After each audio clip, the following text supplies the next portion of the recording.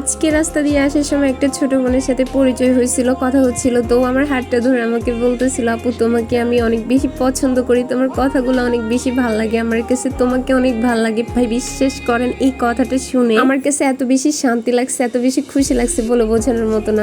আমি আমার মন চাইছে তার একটা হাগ করি।